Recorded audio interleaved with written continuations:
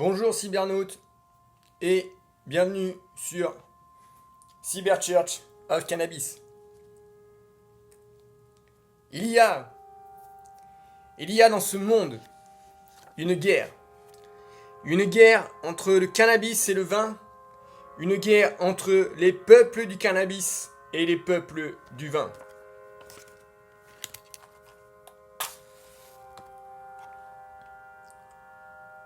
Le feu du ciel qui descend sur l'agneau du Créateur, le sacrifice d'Abel.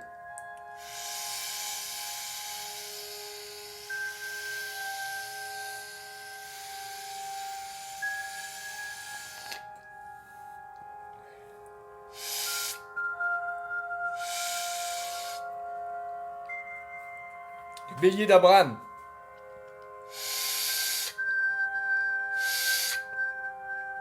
Le sacrifice de bonne odeur.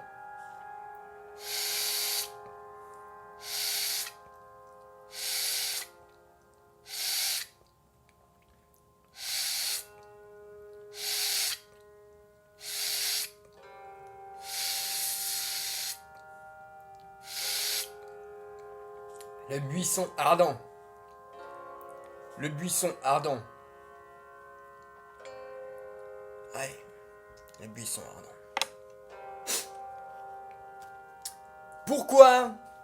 Pourquoi l'histoire du couillonavirus, les gens, c'est du sérieux? Pourquoi est-ce que le masque symbolise-t-il ta mort spirituelle? Pourquoi l'OMS est-elle la fille spirituelle du Vatican? Pourquoi les élites mal intentionnées veulent-elles l'effondrement du système économique pour imposer leur nouvel ordre mondial? Pourquoi maintenant? Pourquoi maintenant, peuple cannabique de la Terre? Je répète, pourquoi tout cela maintenant? Parce que c'est une guerre spirituelle. C'est une histoire trop longtemps cachée volontairement par les serviteurs du champignon.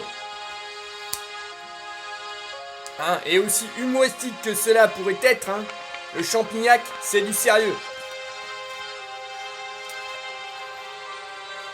Une histoire trop longtemps cachée volontairement aux yeux du monde et aux yeux du peuple noir israélite déporté en esclavage par le cannabis. C'est une guerre, les gens. Une guerre contre le cannabis. Ok? Article de loi L3421-4. La provocation au délit prévu par l'article L.3421-1 ou à l'une des infractions prévues par les articles 222-34 à 222-39 du Code pénal, alors même que cette provocation n'a pas été suivie d'effet, ou le fait de présenter ces infractions sous un jour favorable,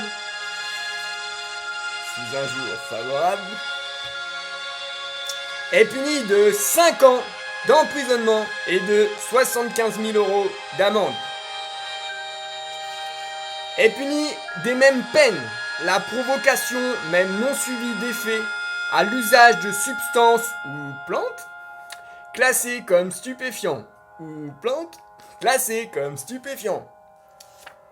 Je disais donc que c'est une guerre spirituelle pour empêcher envers et contre tout les nations et le peuple élu, l'homme noir israélite, de comprendre que Yeshua est le cannabis, que cannabis est le cannabis. Ainsi, il y a une chose dont je suis convaincu aujourd'hui et que je me permets d'affirmer, animé par la ferveur, avec de plus en plus de preuves bibliques, historiques ou caractéristiques. Excusez-moi un instant. C'est que les grands personnages héroïques dont parle la Bible sont en premier lieu une représentation allégorique du cannabis. Je répète, les grands personnages héroïques dont parle la Bible sont en premier lieu une représentation allégorique du cannabis. Aussi, il est temps maintenant de comprendre la signification du Jardin d'Éden, peuple cannabique de la Terre.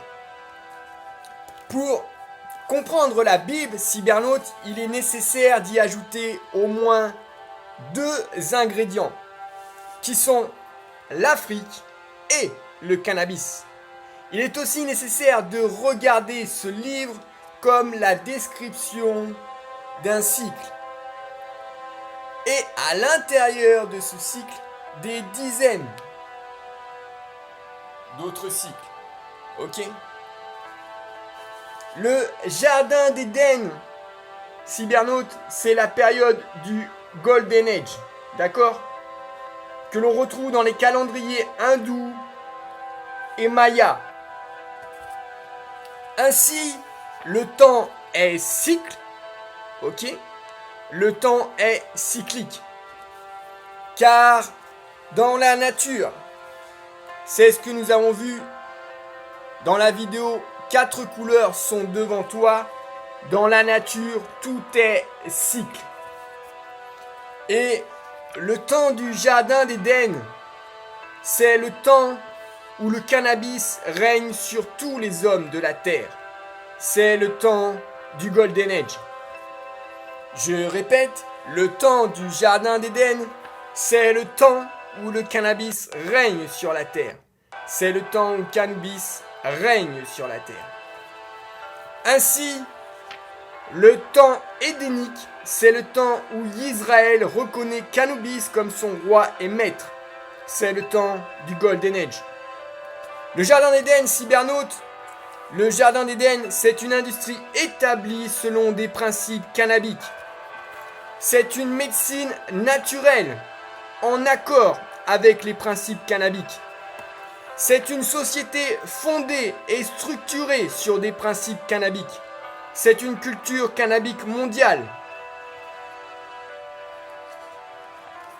C'est une éducation inspirée des principes cannabiques. Le Jardin d'Éden, c'est le règne de la sagesse, le règne de la spiritualité cannabique. Car avec cette plante, l'homme arc-en-ciel réalisera ce qui a été écrit il y a 2000 ans. Jean, chapitre 1, versets 1 à 5.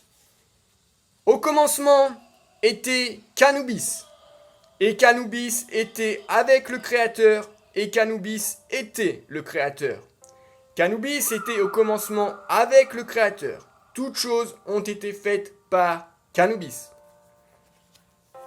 Et rien de ce qui a été fait n'a été fait sans Qu'Anubis. En Qu'Anubis était la vie, et Qu'Anubis était la lumière des hommes. La lumière luit dans les ténèbres, et les ténèbres ne l'ont point reçue. Le Jardin d'Éden, peuple cannabique de la terre, ce sont des rois, des armées, des services d'État, des nations entières, hommes, femmes, enfants et vieillards. Jeunes hommes et jeunes femmes, soumis à la loi suprême cannabique.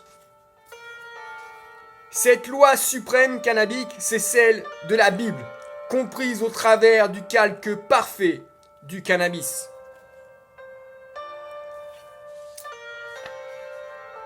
Alors pour terminer, cybernaute, pour terminer, peuple cannabique de la terre, je répète, cette loi suprême cannabique, c'est celle de la Bible, la parole de Qu'Anubis. L'arbre de la vie du caducée originel dans le Jardin d'Éden, celui par qui toutes choses ont été faites et pour qui toutes choses ont été faites.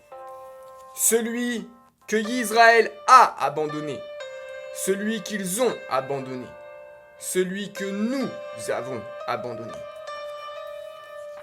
C'était Qu'Anubis en direct live depuis Sirius. Qu'Anubis vaincra les gens. Qu'Anubis vaincra.